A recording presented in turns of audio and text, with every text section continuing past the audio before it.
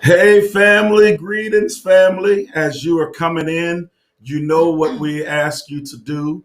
We want you to hover over that like button and hit it. We want you to comment what city you are watching us from. Comment what city you're watching us from, and then hit that share button and maybe tag someone. Let them know that Dr. Samuel Abbott and Lady Hope Abbott is on with a special guest for Real Talk Tuesday on tonight. And we're talking about health, wellness, the vaccine, all of those things. So come on. I see you. I see you. Sister Zelica is already on. The East Coast is already on. I need to see who else is coming in. I'll say Columbus, South Carolina, already. Topeka, Kansas is on. Powder Springs, Georgia. All right, Retha. All right, girl. I'm sorry. Sister Cecilia. You got to say your right name, your government name. Sister Cecilia. Glad to see you on. Amen. So it's good to see you, Sister Clarissa. Hey, good to see you. Dr. Carey is on again with us on tonight from Alexandria, Virginia. She's in on tonight as well. So family, again, as you're coming in, hit that like button and comment what city you're watching us from. I see Yukon in the house. I see Oklahoma City is in the house. All right, y'all, we're getting ready. I need you to tag someone really quickly as we get ready to bring Dr. Calvin Grubbs in. So tag someone, let them know that Real Talk Tuesday is on. And if they have any questions concerning their health and different things of that nature, tonight would be the night to listen in to hear what the man of God is. I see Tulsa, Oklahoma is in the house. And I also want to take the opportunity, as you know we do, to remind you of our weekly service times. Every Sunday morning at 10 a.m. is our celebration service. You can tune in with any one of our social media outlets on YouTube or any one of our Facebook outlets or even on our webpage. And, Tuesday evenings is our Bible studies that we have deemed to be Real Talk Tuesday. But then we also come in on every Wednesday evening at 7 p.m. as well for virtual prayer and corporate prayer. Because we believe, as the old cliche says, a family that prays together stays together. But then we also believe what they also say, no prayer, no power. Little prayer, little power. Much prayer, much power. So we are excited about our guest on today, our guest on this evening. Dr. Calvin Grubbs III is a board-certified family physician who currently practices medicine in Tacoma, Washington. He obtained his bachelor's degree in chemistry from the University of North Carolina at Chapel Hill. Go Tar Heels. All right, attended. That's Alexa. Oh, Alexa ain't supposed to be talking right now. All right. attended medical school at the Medical University of South Carolina and completed his residency training in family medicine at Madigan Army, I hope I said that right, Medical Center. Additionally, he has earned a master's degree in academic medicine from the University of Missouri at Columbia and is a fellow of the American Academy of Family Physicians. Dr. Grubbs has practiced in a full scope of capacity in both. Go ahead. A capacity in both the inpatient and outpatient settings while serving as medical director for primary care practices. He has deployed overseas to Iraq and Kosovo in support of combat and humanitarian operations, and most recently served as an ICU pandemic team leader in the U.S. as part of the initial COVID-19 response. He has given multiple academic presentations at both national and international primary care conferences while having published work in peer-reviewed medical journals. His previous awards include Resident Teacher of the Year, the materials, I'm just messed that word up, Service Medical, and he can tell you what that is, the Everyday Hero Award, the Humanitarian Service Medal, and the Combat Medical Badge. He has a strong interest in medical education and helping patients. During his free time, he enjoys spending time with his family and friends, weightlifting, traveling to new places, and whale watching. V Church family, I want you all to put them hand clap emojis and make some noise for Dr. Calvin Grubbs the third. Welcome, sir. Thanks for having me. I'm incredibly humbled to be here.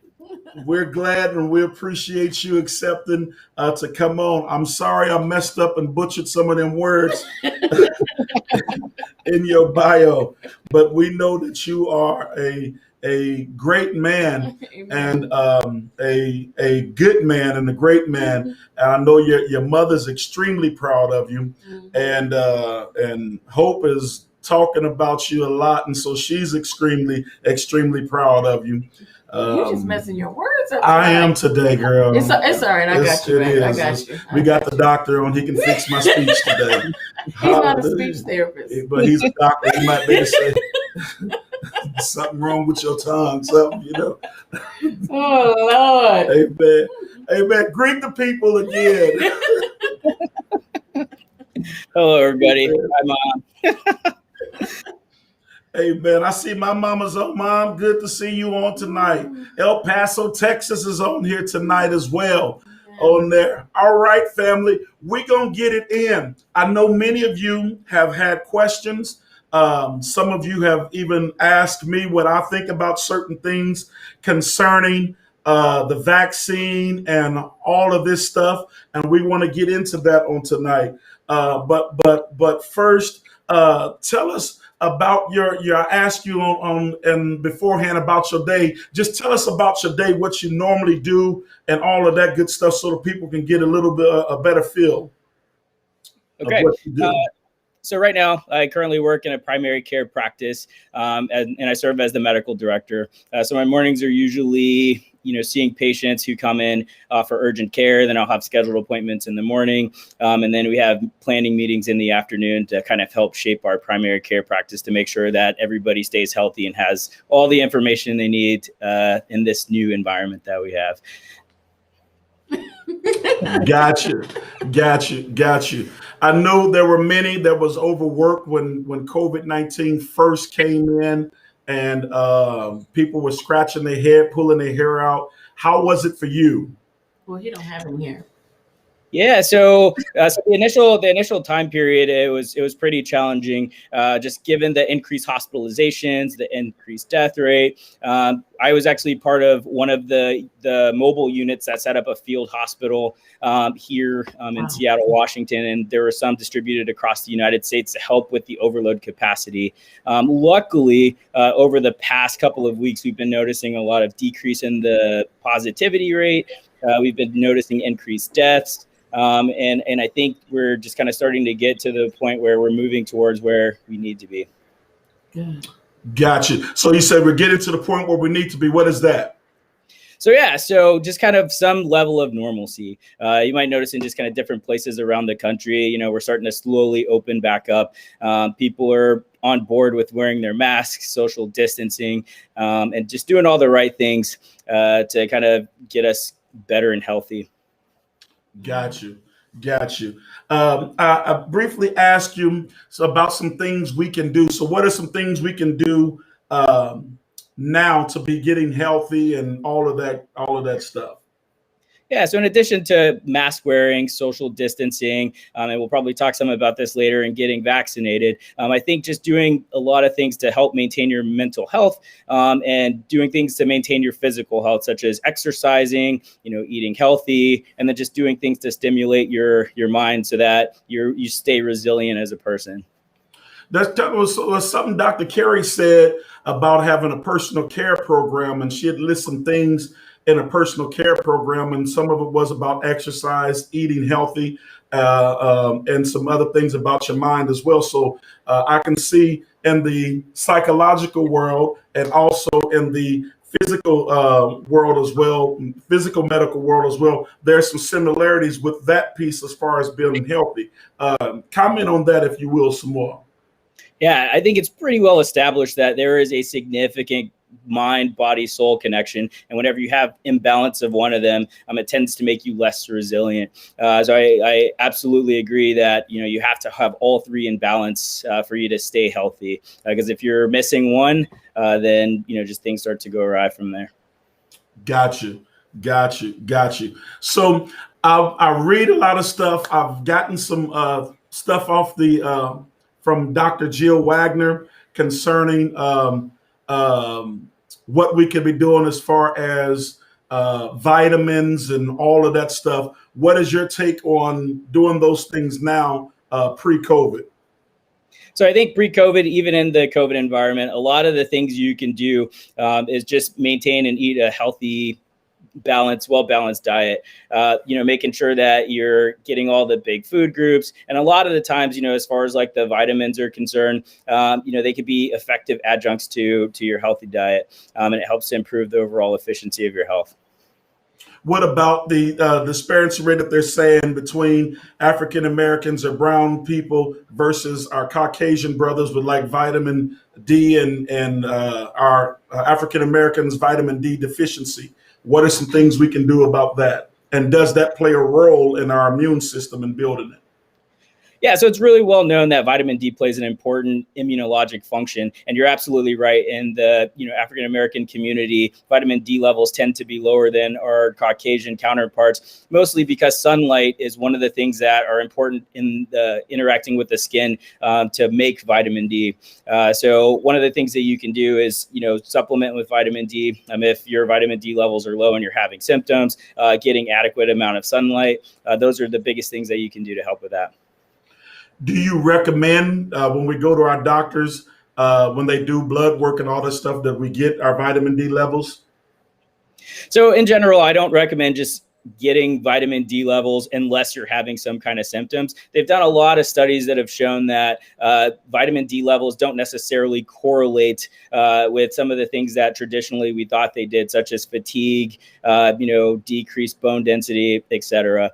So if you're having a lot of mood-related symptoms, you're having a lot of fatigue, that is not responding to just kind of like your normal therapies, I think it is worth asking your doctor at that time to check a vitamin D level, and if it's low, in the context of having symptoms, at that time supplementing with vitamin D. There's a question someone asked, how much sunlight a day is recommended?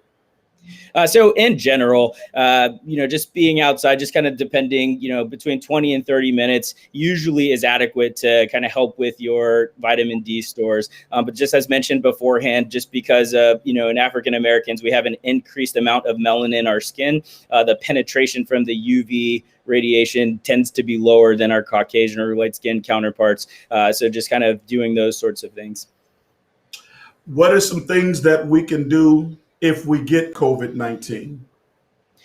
Right. So if you get COVID-19, the biggest thing you could do is isolate yourself to prevent the spread of COVID, making sure that you're taking care of yourself and monitoring your symptoms, and then being in line with your healthcare provider to make sure that, we're tending to all of these needs. Most people who get COVID usually don't have any symptoms, but they are spreaders of COVID.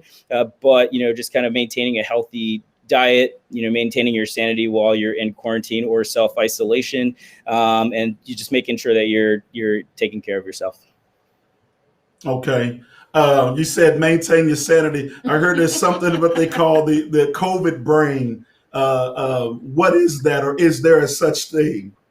Yeah, I absolutely think it's such a thing. I mean, over the past year, we've all been, separating ourselves from people, staying at home, like all of our favorite places like restaurants, stores, and jobs. Everybody's been teleworking, and people need that social connection. So I think it is pretty easy to get worn down when you're in these sorts of environments. So I like it's really important to just help rejuvenate the soul, maintain, healthy relationships, etc. Got you. You have any questions? Well, I was just okay.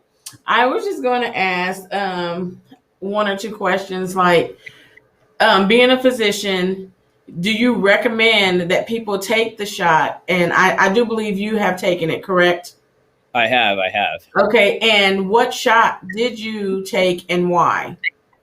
So First off, I want to say I absolutely recommend that everybody take the vaccine if you have the opportunity to do it. In order for us to reach our desired end state of returning back to normalcy, it's super important for us to maintain something called herd immunity, where most of the community, usually about 80 to 85%, are protected against COVID-19 with just your natural antibodies. The vaccine that I had was the Pfizer vaccine, so that's a 2-shot vaccine where you get one on day 1, and then the other one is separated by 21 days. And the reason I got that vaccine was essentially because that's what my facility had.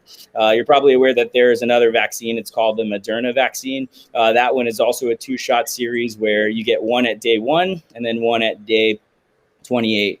And it's been shown just through numerous studies that, they're approaching like 94 to 95% effectiveness. So the vaccines are pretty effective. So have you had any side effects from the shot? And when did you get the shot? So I got the shot when it first, the first week that it came out, that it was in distribution. And then I got the second one just shortly after the new year. So after the first shot, I did experience some symptoms. And that's not necessarily a bad thing, because that tells us that our immune system is doing what it's supposed to do to form the appropriate antibody response to help make sure that we're getting protected against, foreign substances that are entered in our body. After the second shot, I had absolutely nothing. It was completely perfect. Okay. What do you know about the Johnson & Johnson shot that's coming out? Well, that's a great question. So that one is one of the ones that's in production where it actually, on March 1st, it's going through to the FDA for its emergency use authorization to start being distributed in the United States. That one's a little bit different from the other 2 vaccines in that this one has been shown to be about like 93 to 95% effective. And it is a 1-shot vaccine compared to the other 2. Okay. Now, with the prediction of new strands coming out being more potent or more contagious than the other, will these vaccines work on the new strands? Question A. Part B is, how long does the vaccine work, and if and when do we need to take it again? Great questions.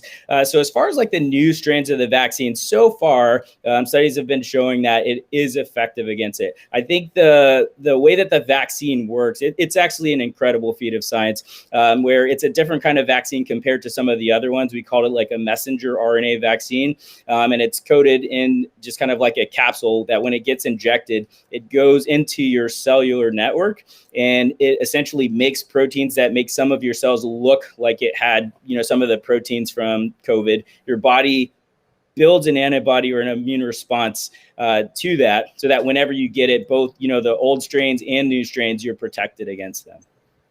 Gotcha. We got a lot of questions popping in right now. Okay. One is, can you talk about how important it is for people with pre-existing conditions to get the shot, to get the vaccine? Absolutely. So if you have pre-existing conditions, you are actually in general on one of the higher tiers to get the vaccine. So you're prioritized against or before the healthy population. And whenever you have a lot of medical comorbidities, especially things like, respiratory problems, heart-related problems, things like diabetes, those all have negative impacts on the immune system. So it makes you more susceptible to having problems if you were to contract the COVID-19 virus. So I think it is critically important for those groups to ensure they get the vaccine in order to stay protected. Things that you've seen earlier on in the pandemic is there were tons and tons of people who were in the ICU, tons and tons of people who were getting intubated, to the point where we were running out of ventilators to put people in. And a lot of those people who have symptoms usually have a lot of medical conditions that are associated with it. I forgot what the second question you had on there. There's another question that says, is it true people with O positive blood are less likely to contract COVID-19? Also a great question, especially because I have O positive blood as well. So it is the increasing experience that if you have O positive blood, it is less likely, just because of some of the antigens that are present on the cell surfaces of the O blood type. However, that does not necessarily mean that you are like that's 100% foolproof and that you are immune to it. But a lot of studies have shown that that has been the case, that there have been decreased rates of COVID infectivity if you have O blood in general, O negative more than O positive. Gotcha. Here's another question. What are some of the side effects that you've heard of from the vaccine? So the most common side effect from the vaccine is actually pain at the injection site. Other things that people experience are things like fatigue. Sometimes people get like these low-grade temperatures where they feel chills. But the good thing about that is within 24 hours, usually those symptoms go away. But the highest rate of side effects is usually pain at the injection site. Yeah, I know someone. Go ahead. I'm sorry. Go ahead. And I just want to point out that a lot of those side effects are the same side effects that you get with any routine vaccine that you get. Yeah, I know someone who was getting the vaccine, and it was told to her to possibly take some Tylenol like an hour or so prior to her getting the vaccine, the first shot. Kind of like when you do, when a child goes and gets their vaccinations, they generally tell you give them Tylenol. Absolutely. And that's actually what I told my dad to do when I strongly encouraged him to get the vaccine. Did that work? He did. So he actually didn't have the symptoms to the same extent that I did. And I unfortunately didn't take any Tylenol before I had the first vaccine. Here's another one. Should you get vaccinated if you have antibodies? Yeah, that's a great question. So you absolutely should still get vaccinated if you have had COVID and already have antibodies. What the experience is so far is that people who contract COVID and they actually get antibodies from it, the natural immunity has been lasting between like 4 and 6 months. And then just kind of waning from there. And a lot of the antibody response that you get from taking the vaccine, again, it's pretty new, so we don't have a lot of the experience or data with that, but it's projected that, for a year, even year plus. Here's a really good question from Dr. Carey. What happens if you don't get the second shot within the 28 to 30 days?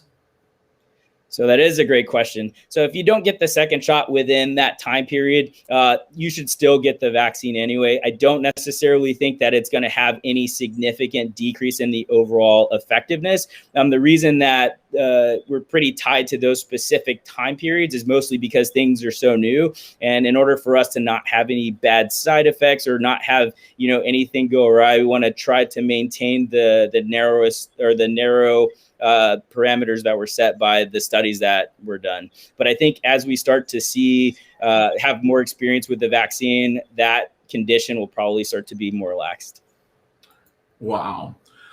Well, I told you, everybody, those of y'all that are on V Church, we need you as Dr. Grubbs is on answering these questions. Tag people, share this now so they can get on and get this information.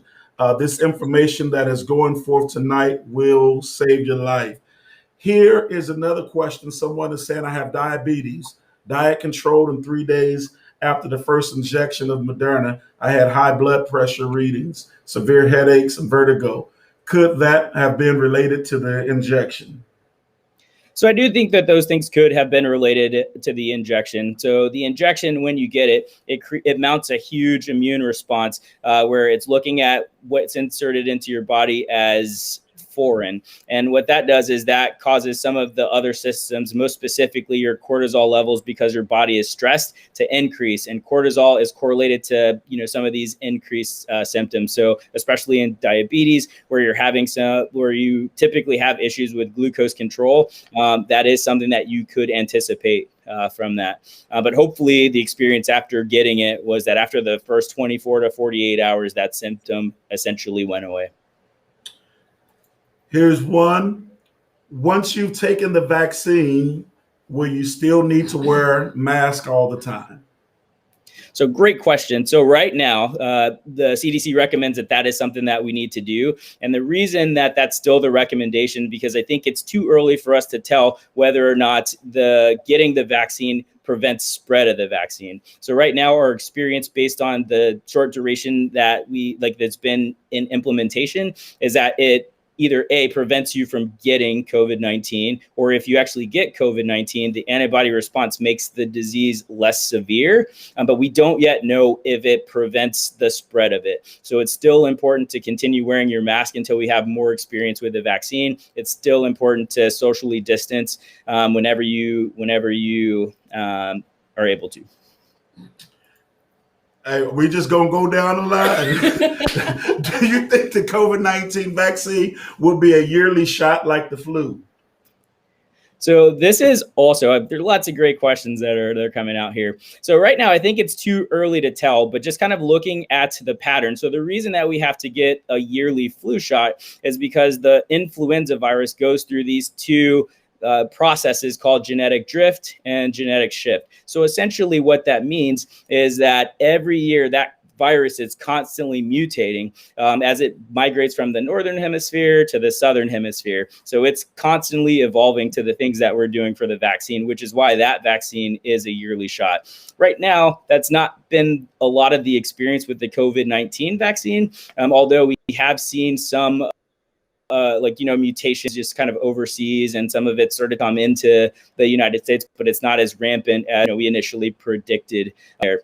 So I think right now it's too early to tell, but if I were a betting person, just based on how the microbiology of that particular virus works, is I think we'll probably have a little bit longer lasting immunity compared to the flu vaccine. But again, don't quote me on that. Cool. Here's another question for you.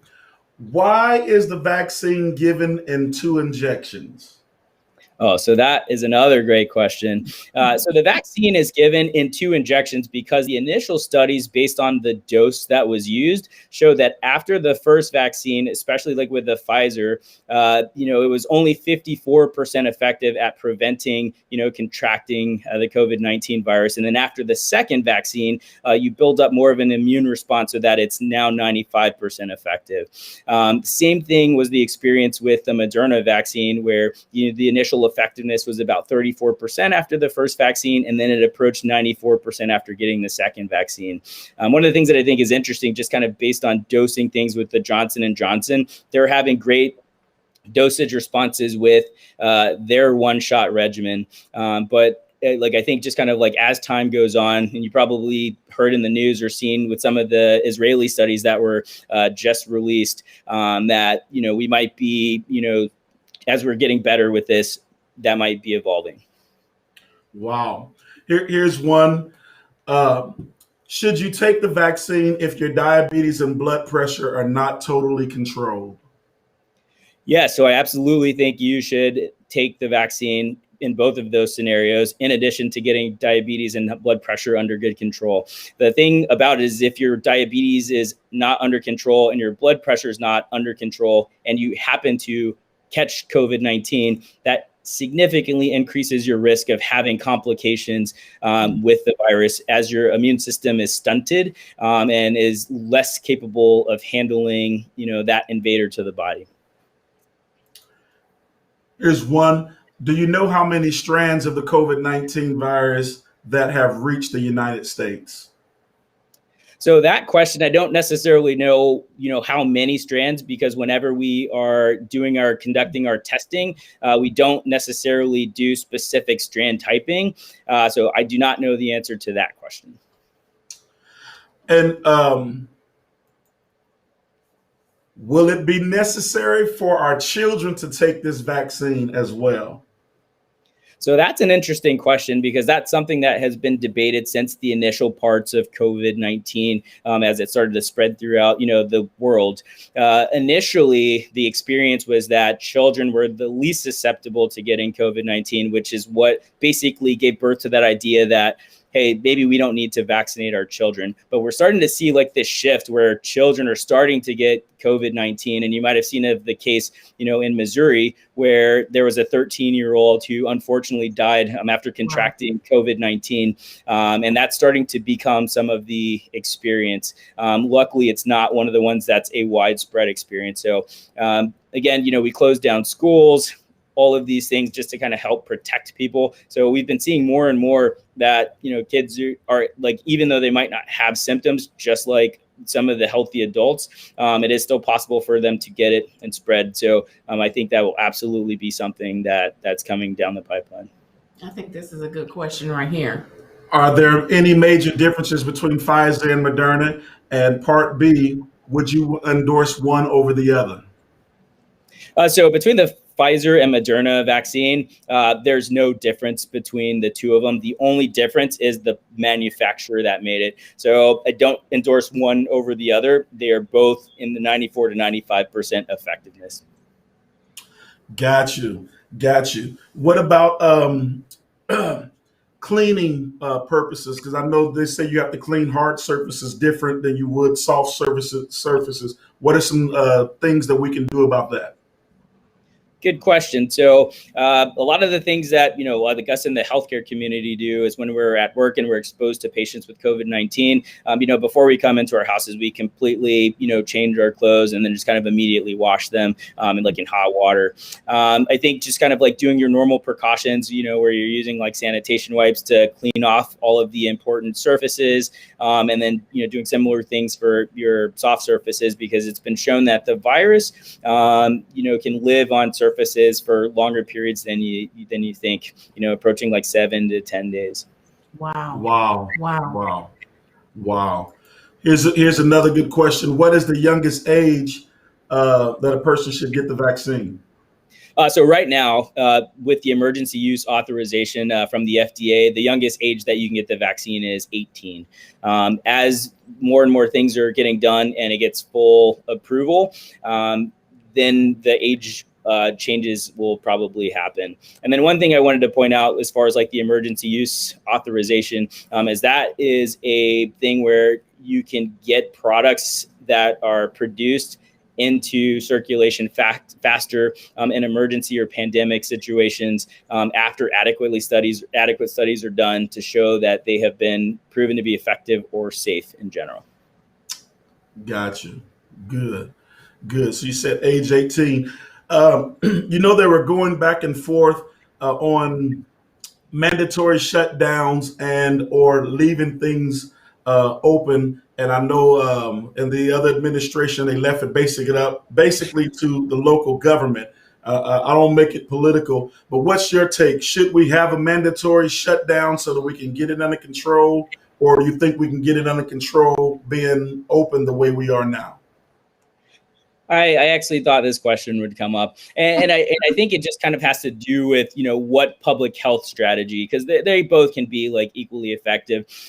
So you have to consider what you want your overall end state to be, right? So if you want to be like, hey, I want to capture like more towards the 100% of the people, then great, you can kind of do some of these shutdown things, and then a lot of people are not exposed. If you're doing that to the strictest level. I think earlier on in the pandemic, those are things that probably were necessary, given the increased hospitalizations, the rate of spread, not knowing things about the virus in general. And as we kind of learned more and more people started to get it, we started to notice that people are having kind of like these natural like antibodies. And again, some of the decreasing rates that we're seeing now, likely due to certain level of herd immunity. And that's included, just kind of getting COVID-19.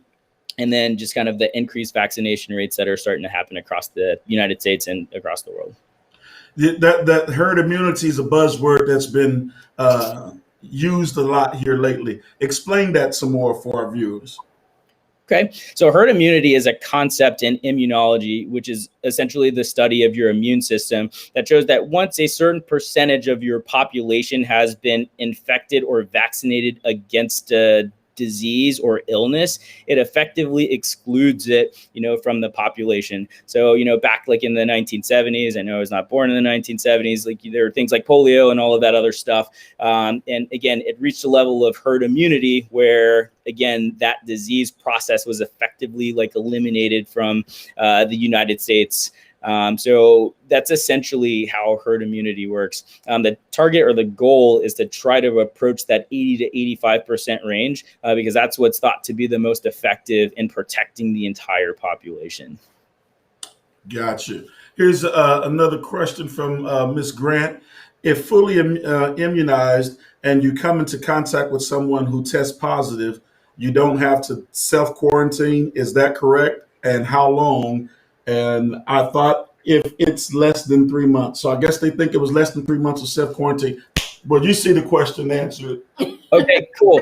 So one of the things that we're starting to see right now is that if you're fully immunized and you do come in contact with somebody who tests positive, like right now, because again, everything is just kind of like in the initial phases, the recommendation is to still self-quarantine because we don't necessarily know if it 100% prevents the spread of COVID-19. So that's more of a factor to protect other people like in the population, especially like the vulnerable people. So those things might be changing. The CDC is constantly publishing, guidance about, hey, if you're fully vaccinated, again, you probably noticed that it went from, hey, you got to be quarantined for 14 days, now down to days. And then in some places, they're even authorizing 7 days. So I think as we know more and we get more experience with this, we'll start to see some of those things go down because it's looking like it potentially does prevent spread. But again, don't necessarily know. What of our counterparts from other countries? What are they doing that is effective that we are not doing? So that's a complicated question because I think our populations are pretty different. There are, certain concepts like population densities. They're just kind of like certain things where, you might have seen, hey, some countries didn't lock down and they have like decreased rates, but those populations tend to be smaller than ours. And then just kind of like the different factors or determinants of health are overall different. So I think it's more important to just kind of consider, the factors that are impacting, the individual country that you're in.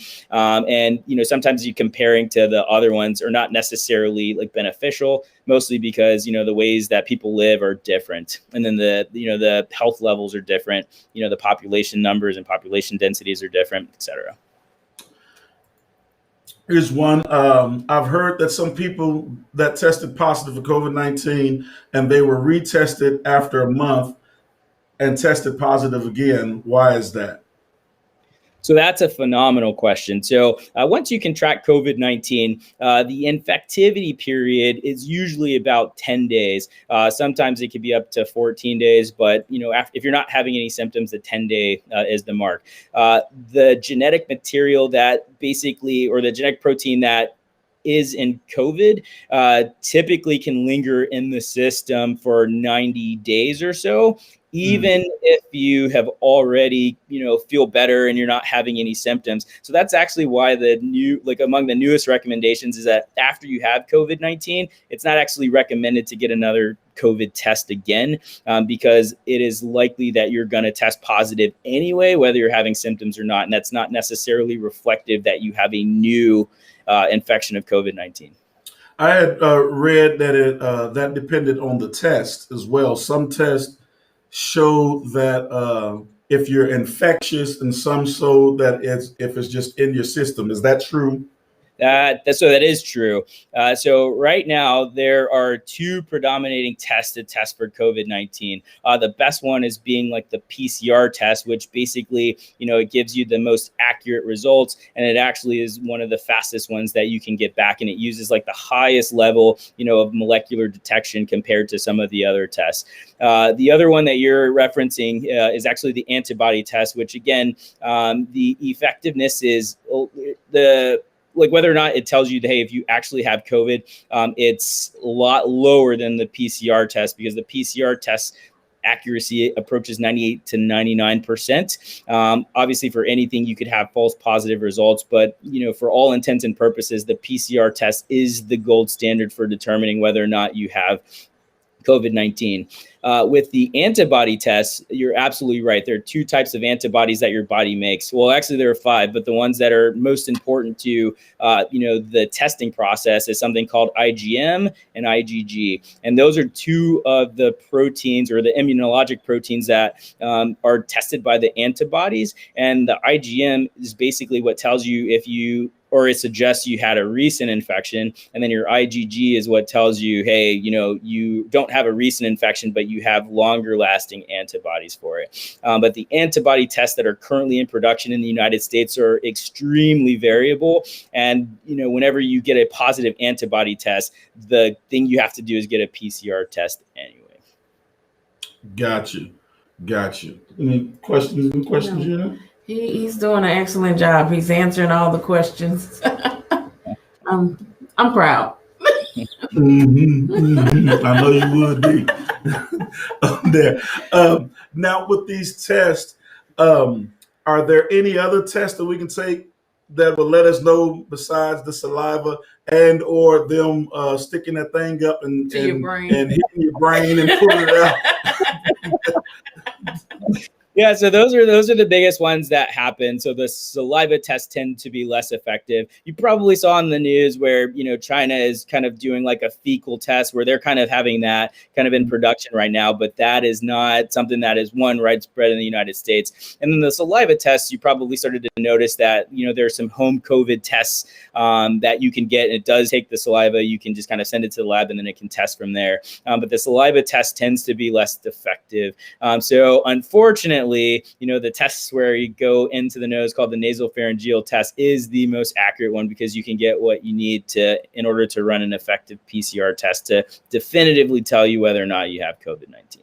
Now, I also heard people say that once you've had COVID, it needs to be a certain time period before you can get the vaccine. Is that true? And if so, what's the time period before you take the vaccine? So that's actually a myth. So after you get COVID-19, as long as you're not having any symptoms, you can get the vaccine afterward. And like what it would do is it actually helps to stimulate your immune response even further. Look, your mom is so happy. Look, your mom is so happy. I'm just putting her on blast. Your mom is so happy. Her baby up here answering these questions. Here's one. Do you believe we are now prepared for the next virus that may pop up? Well, that is an incredible question because the COVID-19 virus basically rocked, our, ability of how we did things in general. So you notice that, hey, maybe we're not as prepared as we needed to be because the last time this happened was, with the Spanish flu back, between 1918 and in 1920.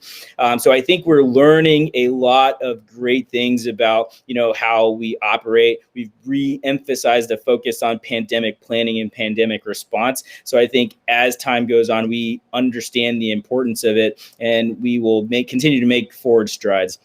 I think the thing that we have to be cognizant of is that, as we become further and further away, from this particular pandemic, likely similar things that happen, with the Spanish flu, like there'll be less and less emphasis on it because a lot of the biggest pandemics that's happened, since time happen in 100-year intervals. So as you move further and further away from it, we tend to forget, what things were like, and then we become complacent. So I think as long as we maintain, our tenacity of efforts and ensure that we are continuing to, move forward and, do a lot of these good research interventions, appropriate planning, I think we would be ready for the next virus. Hey, your auntie Monica from Los Angeles says she's proud of you too, and she's smiling from ear to ear. So we're gonna put that out there too, Auntie Monica. look. You are well loved, okay? There was a question. Do you think we will ever go back to what we knew as the norm? And if not, why? So I do think as things start to improve and we start to notice improvements in the overall pandemic, we have less people dying, less people contracting COVID, less response for the overall need for hospitalization. I think we'll start to see, that things will start to get better and we'll have a new sense of normalcy. The biggest thing that, Dr. Fauci's predicting right now is like that might even be something as close as to, closer to the end of this year, as long as we do the things that we're supposed to do, continue doing that, continue our vaccination efforts, and then continue to encouraging people to just kind of like be safe and staying healthy. Here's one. Should a 93 years young person or older that have a health problem, should they take the vaccine? So they should absolutely take the vaccine. And that's actually one of the targeted populations right now, as far as like the prioritization group is concerned, because the over 65 to 70 group is amongst the most vulnerable. So it is highly recommended that, they get vaccinated as well. That's a good one. What is your advice in wearing a homemade mask versus an N95 mask, part A? Part B, how much does our chances of contracting the virus decrease if we wear an N95 mask versus a homemade mask? So that is a fantastic question. So the N95 mask is probably like the gold standard in medical environments for preventing the contraction of the virus. The thing in the healthcare population is you're the most likely to be in contact with the most severe forms of it. You probably remember in the initial part of the pandemic, they're like, oh, masks are necessary, masks are not necessary. And then we just kind of shifted towards wearing some of our homemade mask. And you're also seeing some of the things right now where we're starting to pitch using double mask and having specific materials. So I think ultimately the N95 mask, again, stands for preventing 95% of things coming into you, is probably the most effective. But just given the limited resources that we have in the United States and the need to kind of shift some of those resources to people who are taking care of the high risk and high vulnerable people, we should preserve those particular masks for those working in that population, such as COVID ICUs, working on the COVID wards, and then just kind of out in the population using face coverings to minimize that spread from there. Good. That's good. After my second dose of the Moderna vaccine, I had nosebleeds where I ended up in the ER. Have you heard of any nosebleeds from vaccinations? Also, several other coworkers had nosebleeds as well. So that's interesting. So that is not one that I have heard of from taking the vaccine, but that's not outside the realm of possibilities for that. So I would have to look more into that because that's not one of the common things that I see in our vaccinated population. Wow. Wait a minute. Here's another one. Your friend, Lawyer Bill, is also proud of you too. All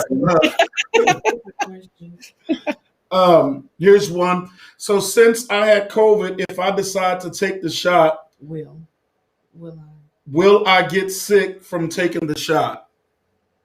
So that's a great question. So I think because you already have somewhat of an antibody response, it makes you less likely to just kind of feel some of the effects that somebody who has none of the antibodies from it. Because the reason that people feel sick after either catching an infection or getting a vaccination is because the body's immune system views that as foreign, and then it starts to cause an inflammatory response where everything in the body goes awry, and then you just kind of feel crummy overall. So if you already have some of the antibodies after contracting COVID, it is less likely that you will have symptoms. Not that it's outside the realm of possibilities, but it significantly decreases the likelihood of that happening. Here's a question someone asked from your aunt: will we be wearing masks into 2022? So that's a good question. I think it's too soon to tell. I think just kind of how things are going, probably in the initial phases of 2022 or the initial months, we'll still be doing that. But I think as we start to approach herd immunity and COVID levels start to decrease, I think unknown, but I think probably into mid-year, should we continue on the trajectory that we're on right now, that is a very real possibility. Your daddy on here, he said he proud of you too. Look, Dad said, hey, all these people talking about they proud of my son. I'm not too. Let it be known who the daddy is.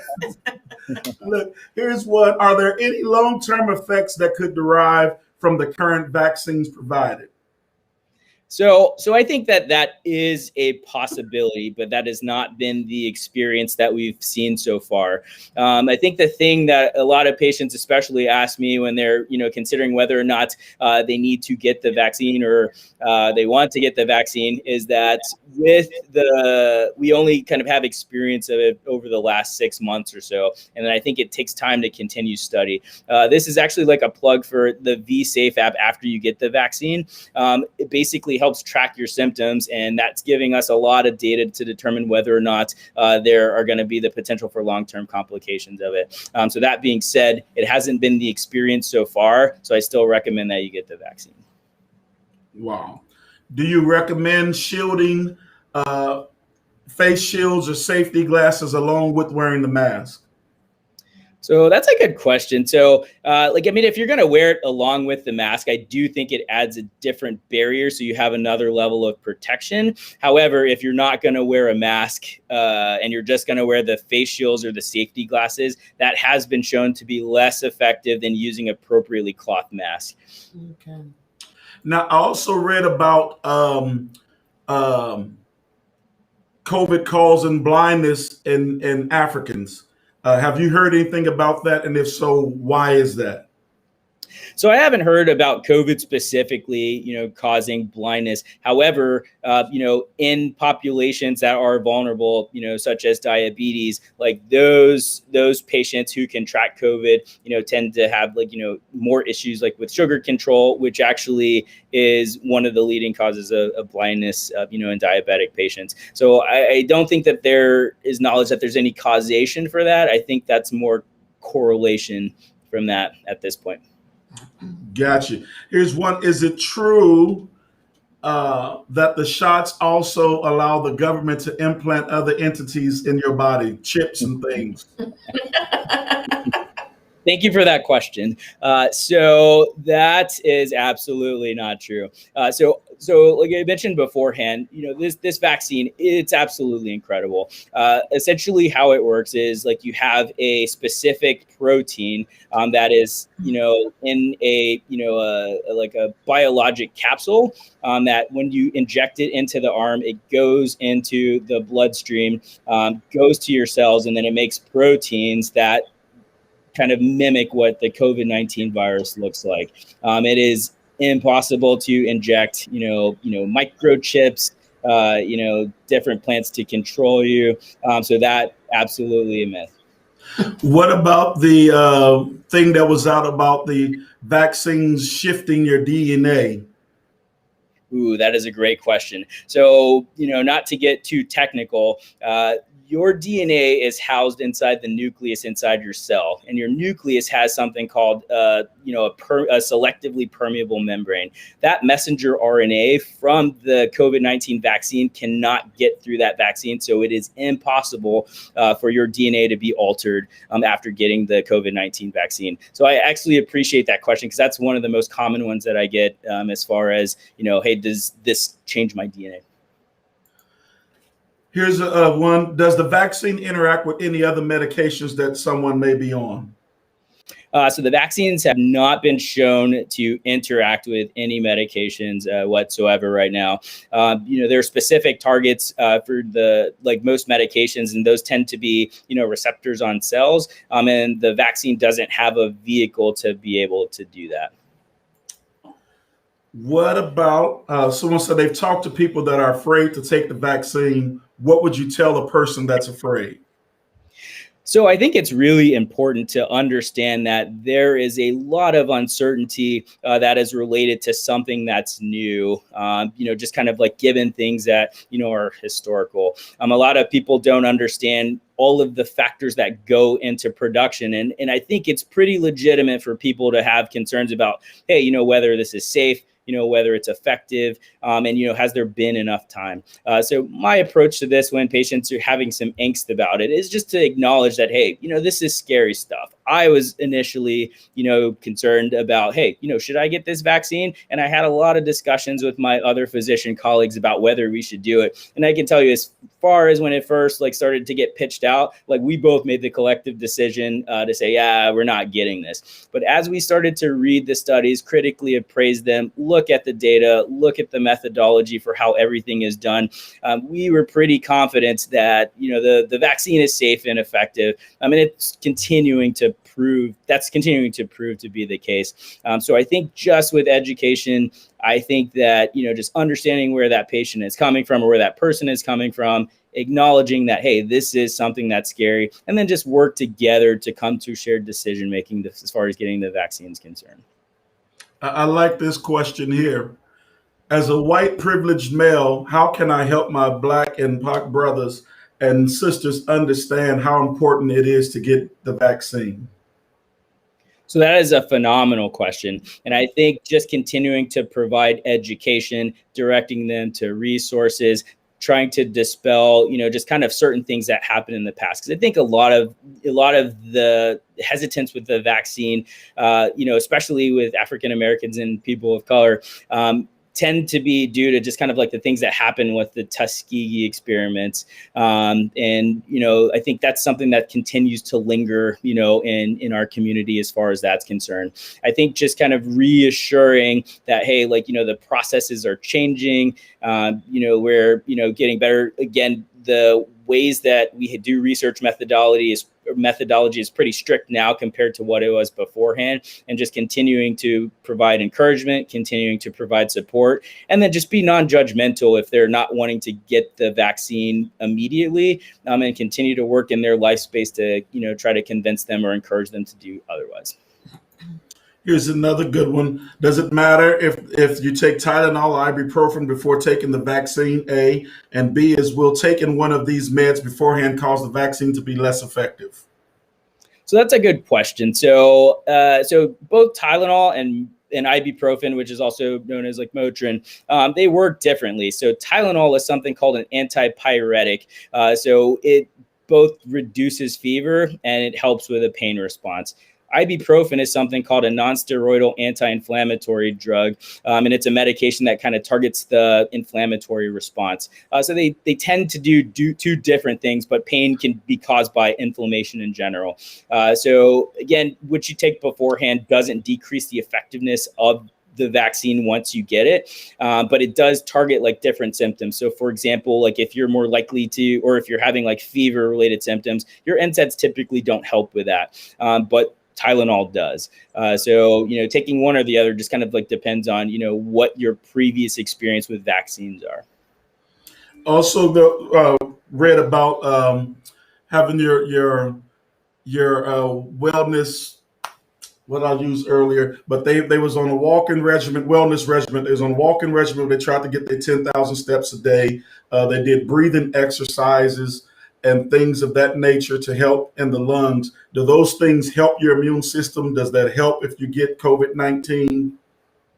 Yeah, so those things absolutely help because they make your body more resilient. You know, doing breathing exercises, it improves the efficiency of oxygen flow in the lungs. You know, walking keeps you strong and keeps you healthy. Because again, everybody thinks when you're exercising, it has to be something intense where you're running miles and miles or you're lifting tons of weights. But you got to find things that you like to do to make it more enjoyable for you, whether it's like gardening, you know, whether it's swimming, you know, going on the elliptical. And, you know, the recommendation is just as long as you do 30 minutes of cumulative exercise, whether it's you do it all together or do it in 10-minute spurts, and, you know, trying to achieve that, you know, 10,000 steps, like all of those things have been shown to be beneficial in all health conditions in general. Makes your immune system stronger, makes you more resilient, so overall effective. What about the particular meats? Because I also understand about like red meats causing inflammation and things. Do we stay off red meat right now during this season, or is it something we can continue on eating? And if so, what do you say about that? So I think that's absolutely something that you can continue doing. I think just kind of like in the medical like research, like we've kind of like flip-flopped back and forth, which I do think causes some confusions with, you know, patients, especially like in the nutrition realm. Just the kind of caveat, you know, like with cholesterol, first, like, hey, cholesterol is really bad. Oh, cholesterol is really good. Oh, it's bad again. Now it's good again. So I think as time goes on, I think we're starting to learn more and more about like, what's actually causing, some of the symptoms that we have. So red meat inherently is not necessarily bad, and it's not necessarily required to remove from your diet, but I would encourage, just like everything, doing things in moderation is something that's important. I also heard this one too about this question. So is it true that COVID-19 virus thrives on ibuprofen, causing a person to become worse? So that's a good question. So that is a myth. Like the thing with the COVID-19 virus, like it doesn't stimulate like any inflammation. It stimulates an immune response. So I think that's one of the things that gets a lot of people confused, because they think your immune response and inflammation are one of the same thing, and they're not necessarily, like they're nested with each other, but they're not necessarily the same thing. So it is completely okay, if you take the vaccine and you're having symptoms, to just take an NSAID if that's something that you're comfortable with. But I do, just kind of caution against just kind of using NSAIDs, pretty routinely, because out of all of them, it tends to affect the liver, especially like, if you have a history of kidney problems or anything like that. So is it safe to say that one of the best things we can do is build our immune system? And if so, what are some things we can do to actually build our immune system? Yeah, so the cornerstones of building a healthy immune system is actually just kind of taking care of that trifecta of mind, body, soul, and your physical nature. Every time that you're exercising, you're making your body, strong. If your mind is not just at where it is at its peak performance, like you get stressed out. Stress increases cortisol levels from the adrenal glands, and that also causes some systemic effects within the body, which again, cortisol is something that it's a stress hormone, and that actually decreases the effectiveness of the immune system, because whenever we have patients or people with autoimmune disease, we tend to use steroids to help calm that down. So I think decreasing stress levels is critically important to help maintaining a healthy immune system, eating an appropriate diet, because that's going to provide the necessary cofactors to help, drive the processes that are responsible in the inflammation response, and then just making sure that you're physically healthy so you maintain your resilience. Wow. I have one other question, because I told you I want to keep you, because I know you're a busy man in a certain time frame. As schools are going back and forth on reopening or staying shut, churches are going back and forth whether on reopening or staying shut. I know here at Kingdom Life, what we're doing is we've allowed only a certain few, like our core leaders, our musicians and core leaders in, and everything else is virtual. What is your recommendation as far as opening, not opening? If you do open, what should we be doing? Right. So I think that question is more stemmed towards just kind of like how rampant COVID-19 is in a particular community, right? So like, if you have low rates of COVID, and this is why I think things shouldn't just be massively applied to everything, is because like the experience, just like we had talked about, like in different countries, like it's different in different community levels. So I think if you have a low rate of viral transmission in the community, I think those are markers to start moving into just returning to normalcy. But if you're gonna do it, like I think you still need to continue to do the things that you need to do, like mask wearing, social distancing, and making sure that, if you're sick or having symptoms, staying at home, washing your hands, all of those things that we normally do to prevent viral spread. Good. So here's a couple of other questions that a couple of people just chimed in on. One is, what is the most effective regimen of vitamins to take?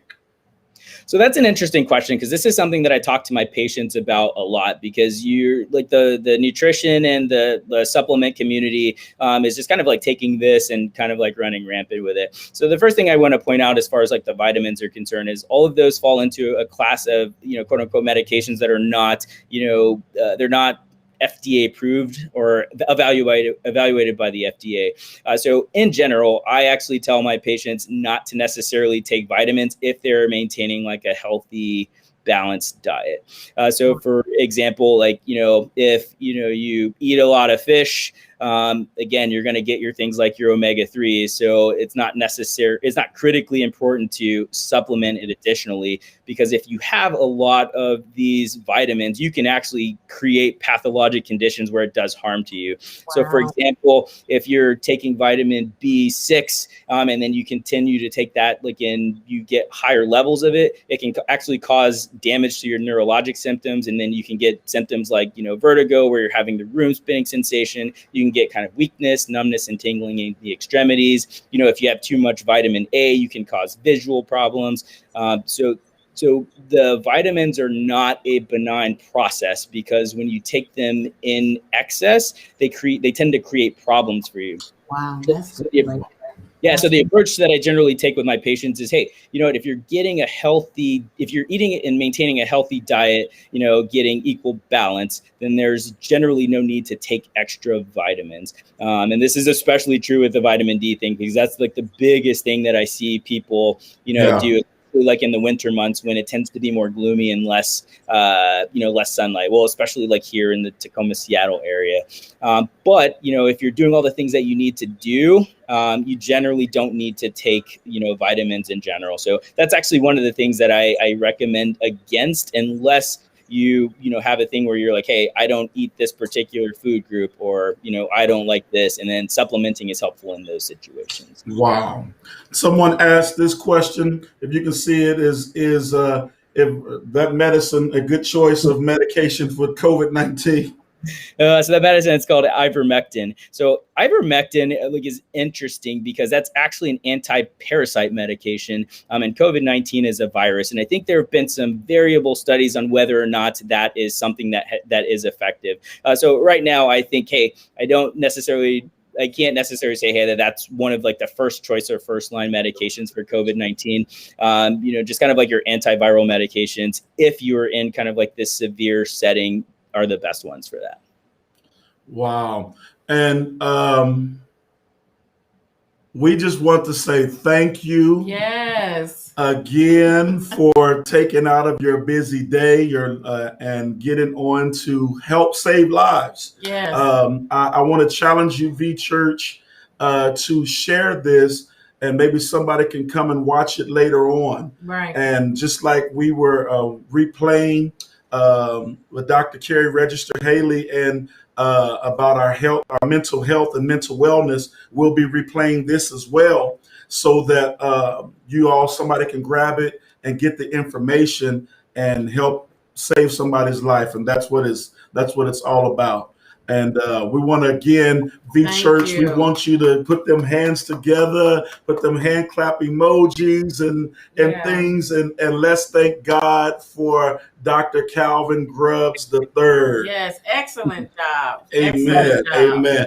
I'm so proud of him and all that he has done and all that he has accomplished. First of all, I also want to thank you for your service to our country. Yes. For your service to our country and all that you have done for our country in the military, and then coming out of that and taking care of families with their health. We really appreciate it, and we thank God for you. Yes. I appreciate your support. Thank you.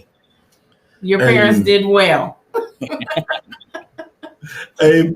Amen. Again, family, those of y'all that came on a little bit later, we want you to type and let us know where you're watching us from, what city you're watching us from, whether you're on YouTube, on one of our YouTube channels or one of our Facebook channels. Please let us know where you're watching us from. And then we also saw someone wanted to know how they could donate to the ministry. We will put that on the screen. That is our Cash App information, as our PayPal information, or you can just go simply to our website. And if you go to our website, you can click at the bottom of the screen and see any of that information on the bottom of the screen. But as Dr. Calvin is on his way out again, I want to say it for the record for those of y'all that are watching and know that we've done this Cash App thing for the different guests we brought on. He has specifically asked that we do not do that. because he wanted to get this information out to the people. So we thank him for not saying, "Hey, I'm gonna charge you $500 for my time." Insurance information. We appreciate him. But again, V Church, let's praise God for Dr. Calvin Grubbs III. I can't wait till we get out to Tacoma and go get some. I ain't gonna eat no clam chowder, but I'm gonna get some shrimp and some fish. Okay. All right, sir. Thank you. Love you. I'll hit you up in a little bit. Appreciate you. We really do. Amen. Amen. Again, V Church, were you all blessed on this evening? Yes. Hallelujah. With Dr. Calvin Grubbs III. Yes. We awesome. hope you were blessed by that. We try to deal again with the taboo topics on Real Talk Tuesdays that the church generally won't deal with.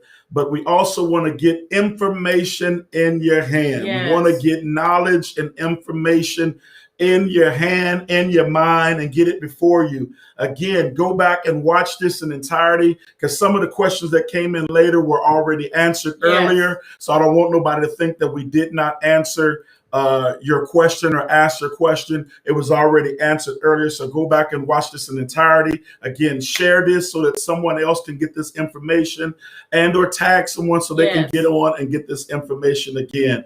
And we want to thank again Sister Zelica, Brother Calvin Grubbs Jr. For raising such a phenomenal young man. Amen. And him willing to give his time again to make sure that we get this information out to everyone. And so again, family, we love each and every one of you. We pray God's choice blessings up on you. And as we normally say, live your best life by living a kingdom life. You don't never give me no words to say at the end. I'm saying. Sorry. You normally don't want to say anything. What you want to say? No, I do be trying to say stuff, babe, but you know, you just be going. You be flowing. Sorry. Go ahead. You be flowing. It's all right. You done said everything now. No, go ahead. Tell everybody Calvin's nickname. I don't think he wants me to tell that. He don't want me to tell that. That's my baby, though. That was my baby. That was my first child that I didn't have biologically, but that's my baby. That's my baby. And to see him all grown up and the things that he has accomplished and that he is accomplishing is just beautiful. Just beautiful. I'm just so proud of him. And I just love his mom and dad. But I am just proud of him, and I know both his parents are just glowing because he's an awesome man of God. But Cool. Love you. Cool. Thank you again, Dr. Grubbs. V Church, we thank you again. We will see you on tomorrow evening for prayer at 7 p.m. Yes. We want to pray with you on tomorrow evening. And again, we want to remind you of this Sunday is our Code Red Sunday. We're wearing red in support of Heart Health Month. Yes. And so we want you to do your hashtags, mykingdomlife, take your selfies and ussies and stuff and post it. Let us know that you're wearing red in support of our Code Red Sunday in support of Heart Health Month. Amen. So again, we'll see you tomorrow at 7 p.m. But until then, let's say it again, baby. Okay. Live your best life by living a kingdom life. High five. We love you all. Grace and peace be with you.